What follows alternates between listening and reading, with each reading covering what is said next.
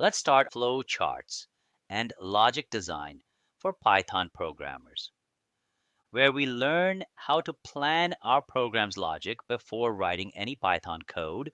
So first we'll start with a very basic lecture, which is Introduction to Flowcharts. Hi, I am Imran Afzal. I make learning technology easy, even for beginners in IT. So I have over 25 years of experience in Linux administration, Windows, virtualization, and many more. I have taught millions of students worldwide. When you try to explain a process to someone, sometimes words alone are not enough. The mind understands things more clearly when it can see them. For example, if you want to explain how water flows through a pipe system, showing a picture is easier than using long sentences. In daily life, we often draw rough sketches when explaining something to a friend.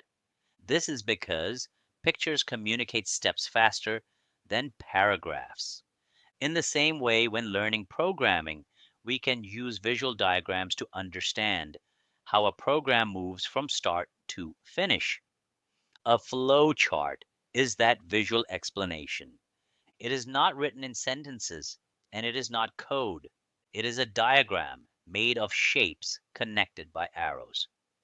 Each shape represents a type of step, such as starting, taking input, checking a condition, or displaying a result.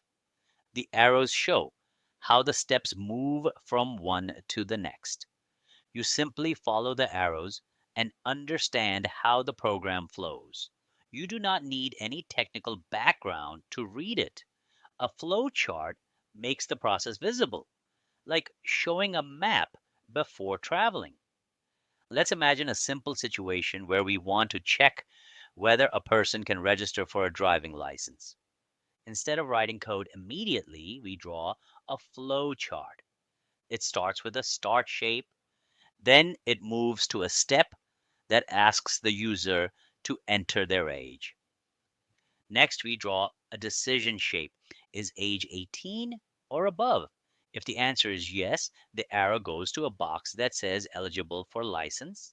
If the answer is no, the arrow moves to a box that says not eligible.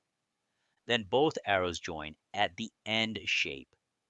Even without knowing Python, anyone can follow this logic by just looking at the diagram. Flowcharts are especially helpful for Python developers because they help separate thinking from typing. Many students make mistakes because Python is difficult, but because their thinking is not organized. A flowchart forces the mind to organize steps clearly. Once the steps are clear visually, writing Python code becomes like simply translating each box into a line of code. The flowchart also becomes a reference. If you forget what comes next while coding, it gives you a complete bird's eye view of the program. Another important benefit is communication. Suppose you want to explain your program to a team member. If you try to explain using only code, they may get confused. But if you show them the flowchart, they will understand the program's behavior within seconds.